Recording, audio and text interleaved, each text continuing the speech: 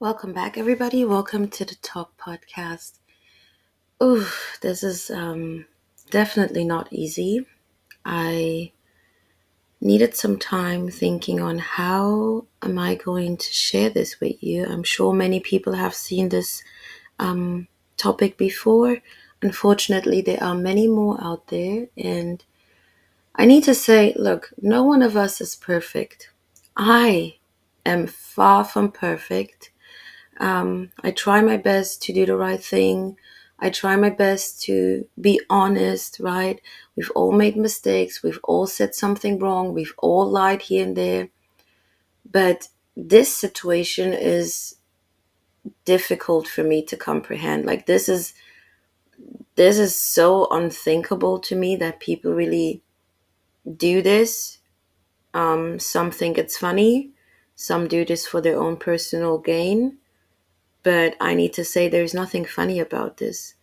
To be playing around with people's emotion, taking their hard-earned money by pretending to be a cancer patient is really sick to me. So let's take a look. Sick. Now it's my job to help him do that, Victoria wrote. But I'm a single mom to 3 other kids and work. So the woodworks to help, which is, will restore anyone's faith in humanity. But Jessica's diagnosis, her fundraisers, her encouragement for her supporters to #FightLikeAJessica, it was all built on a lie. She made people believe that she had a very serious cancer diagnosis. The fact is, she didn't have cancer. Jessica was arrested and charged with theft by deception and receiving stolen property in November 2019. But she had been on law enforcement's radar for much longer than that. It turned out, police had been investigating her since June 2018, when Jessica's husband and her friend filed a report that accused her of faking cancer. And they weren't the only ones who were suspicious about her claims. Looking back at Jessica's commitment to the bit was deeply unsettling. I actually have some chemo burns right now. Looking forward to posting that I'm in remission. However, there were a number of pay $4,375 to GoFundMe and $8,311 to Facebook. Of course, Jessica Ann Smith isn't the only person who has used a fake cancer diagnosis to open people's hearts and wallets. Madison Russo, who we previously covered in depth, was a 19-year-old college student who had used social media to document her ongoing battle with stage 2 pancreatic cancer and leukemia. You could look at somebody from the outside and think they look healthy. Let's quickly talk about Jessica before we move on. So, the fact that even her family members, her own husband, were suspicious about her cancer diagnosis. And if I understood that correctly, they also reported her to the police or to some kind of authorities that something is wrong here, gives me a good feeling that there's so much truth to the claim that they're setting against her. Because no one in your family is, going to come against you if you should truly be sick like that, if you should truly be suffering from such a severe illness, they would actually want to support you. But the fact that they were suspicious and almost going against her just makes me accept more easy that this woman was a fraudster. And I just don't know how you come up with that, right? There are so many other ways to get money. Work, for example, start a small business, be creative in different other ways, right? Some people, they just don't have the patience for work. They want to have quick money and they choose. I'm not telling people to do that, but at least you're not scamming other people, right? Go sell your feet pictures or whatever. Someone's going to buy them. But to pretend that you're having cancer is sick. That is disgusting. Anyone who does that, I must tell you, you're a sick human. You need help mentally, or you need some jail time to get that nonsense out of your brain. This is not funny. Anyone who works in healthcare will tell you how painful that is. There's nothing to joke about it. This is not a prank. This is not a light situation. People lose their lives on cancer. They are older people, elderly people, innocent children who are facing cancer right now as we're speaking, and they do not deserve it. And here you have a grown woman who has nothing to do but to play with that. Disgusting. To me, it is disgusting. And who am I to say, but I'm sure her family member, husband, if they're smart enough, they're going to remove themselves from her, because this is a kind of human that you really don't want around you. I'm sorry to say. Altogether, obviously, I wish her all the best. I hope she learned from her lesson, right? But the fact that you even fall so low is disgusting to me. And she went so far, going on podcast, creating a YouTube, like a GoFundMe, everything. She went so far with this. She would even fake scenarios of her being in the clinic and getting treatments. Just think about how disgusting of a person you have to be to go so far, right? It wasn't just a post and you're like, let's see what happens. No, she really acted on it in every way, shape, or form. I think people who do this actually deserve to go to prison, because it's not funny. But you don't see that inside their body is literally trying to destroy them. Yes, despite her glowing tan and long locks, Maddie's battle with cancer wasn't pretty. I have this mat, and we call it the yak mat. It's basically like a yoga mat, but it's long, and we put it in the bathroom because I have hardwood floors, so it's easier to puke. In fact, in Maddie's own words, cancer was Ugly. ugly and deadly. See, in late 2022, Maddie's fight for survival met a major football-sized roadblock, a tumor on her spine. By January 2023, her GoFundMe, which had raised over $37,000 to help pay Maddie's medical expenses, posted a bleak update. She has tried everything and given it her all. The creator of the campaign, Tom Boland, wrote, "Chemo, radiation, and other methods have no longer helped. According to the page, the only thing left to hope for was a miracle." And while it wasn't exactly seen as miraculous, Maddie did survive, mainly because it turned out the teen wasn't sick at all. On January 11th, 2023, authorities received a tip that Maddie had cashed out all the money donated to her on GoFundMe.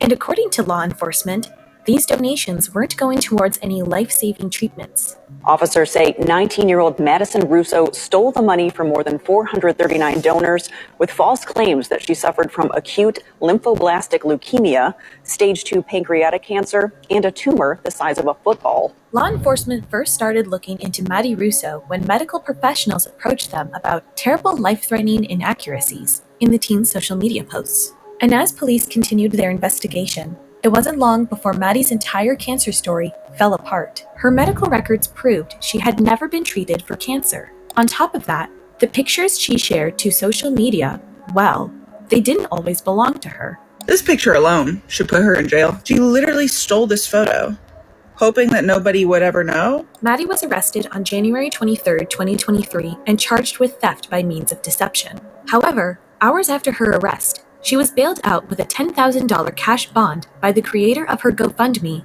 Thomas Boland. Wow, isn't that shocking? A 19-year-old? Like, with 19, all you want to do is have fun, be with your friends, be with your girls, experience life. You think of a 19-year-old in most cases as innocent, unexperienced in life. Yes, it's good to have a little money, but for me, it's difficult to think that a 19-year-old, what are you struggling with in life that puts you in such position? I am not saying this is good or right in any way, whoever does this. But let's pretend there was a scenario where she's a homeless person, single mother with kids who are having severe issues. There's no income, and then you come up with such a stupid lie because you're trying to survive, or you're trying, like, I'm really not saying this is right. I would never ever support this, but as a 19-year-old, what is going on? You're fit, you're able bodied, you have so many opportunities in life. For you to come up with such an idea is very much shocking to me.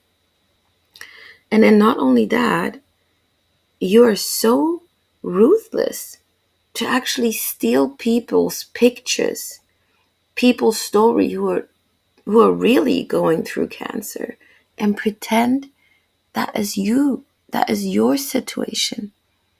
Meaning you're literally making fun of those people who are going through these hard times.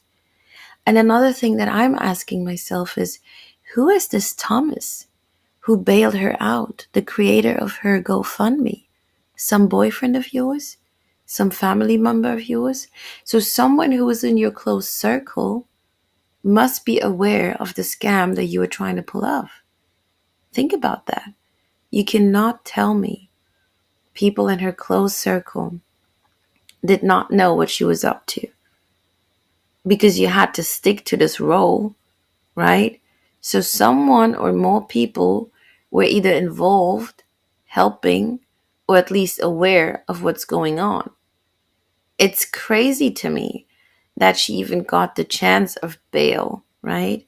10K to get the sick mind out, no sense of punishment, no sense of accountability. And then the money most likely used wasn't even her money or their money. It was the money people donated because they were truly feeling bad for you, because they thought, oh my God, this young woman is suffering from cancer. Now ask yourself, why is that even possible? Why is this even possible? Well, this is possible because as women, you get a certain privilege in life. People tend to want to help women more. That's just the reality. And compared to a man, obviously, many people would want to reach out when they hear, oh my God, someone is, going through such a severe illness. But we all understand that the help is going to come much more quicker if you're a child or if you're a woman. And now adding on to this, if you're a white woman, there are so many people who are willing to help a white woman, a white young woman. And they knew that. And that's what they took advantage of, right? My message to people out there, look, it's your money. If you want to spend it on GoFundMe for whatever reasons, do it. But maybe, think again. Do your research before someone scams you while you're out there working many hours, right? To get that money, someone else is sitting comfortably in the couch, drinking coffee and laughing at you guys. They're scamming you, and that's really painful.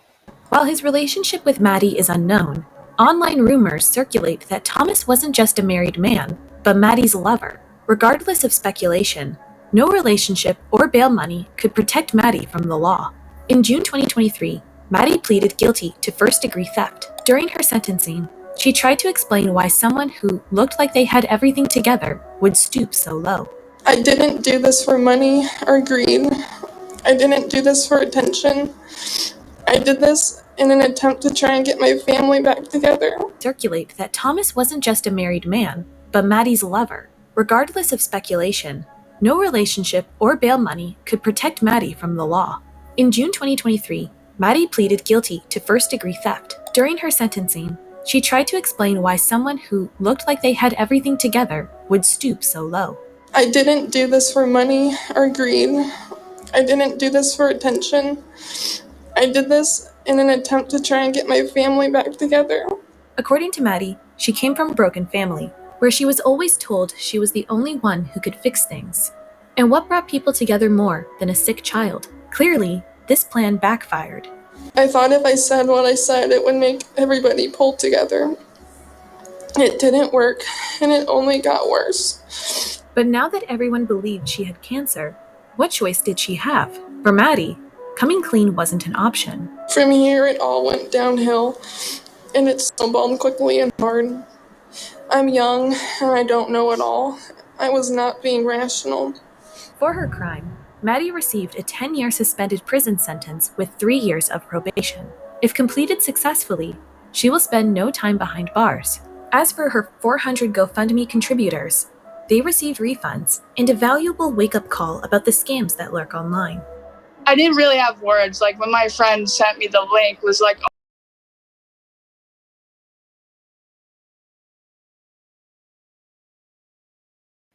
Well, I guess that's a lot to take in. Maddie, not only are you committing fraud online, not only are you using these illness, right, to get the attention of people, break their hearts, consume their emotions, but also you are sleeping around with a married man. Well, as she said, she's young and she does not know it all. And I will agree, 19 is very young. And I can see how a 19-year-old can fall into a trap by dealing with a married man. So he should have known better. He is the scumbag in this case. Let's be for real, okay? She made a mistake. She got involved in this super weird relationship. I would love to understand more and learn more about this man, but unfortunately, I don't have many more details. But he should have known better. So what I'm thinking is perhaps just creating a story. Maybe they met online. He's already frustrated with his life. He wants to get out of his marriage or keep his marriage and have something going on the side. Maybe he's having money issues and he just figured out, let me take this young woman, manipulate her mind, tell her we're going to have this great life. If you do this, if you do that, I'm going to stick to you, or whatever they were thinking. We don't know. Maybe Maddie was the one who reached out. Maybe they're in this together. At the end of the day, what happened was definitely wrong. And I will say this one more time. People can just create a GoFundMe for whatever reason, right? Try your luck. If someone believes in whatever you're trying to achieve, they will support you. But I will never agree with someone pretending to suffer from whatever kind of illness, especially cancer, right? That is disgusting, and trying to get money off of that. That's my mind. I just cannot wrap it around. Okay. The other thing that I find very interesting, obviously, 19. I wouldn't want a 19-year-old to sit in prison for 10 years. I think it's difficult to just agree to that. Yeah, but at the same time, I'm asking myself, what is she going to learn out of this? Like maybe a year could have been okay, just to get some sense of accountability, to see the rough side behind the wrongdoing that she's committed, right? But a suspended prison sentence basically means you're not going to prison. You're not going to prison. We're going to give you 3 years probation, which they did in her case. And if you can sit your ass down and not commit any other crime, any other fraud, you are fine. And that 10 years is going to be deleted, basically. And I don't think that should be difficult to sit your ass for 3 years and just go about your regular business, go to work as everybody else, go to school or whatever you're facing right now in life, and just be a normal functioning human, okay? But to me, the problem that I see with that is like, you committed this fraud, you took all the money away from people, you lied, you scammed, and basically you're just free. You're still living your best life. You can still move around your area, around your state. You can still go out. You can go for drinks. You can go for parties. You can meet your friends. Depending on how strict the rules are, you could even travel, stuff like that. So I'm thinking to myself, what sense of accountability are they installing into this young woman? Now, that's just my opinion. Maybe someone else has a different take on this. I'd like to know. See you in the next one. Bye.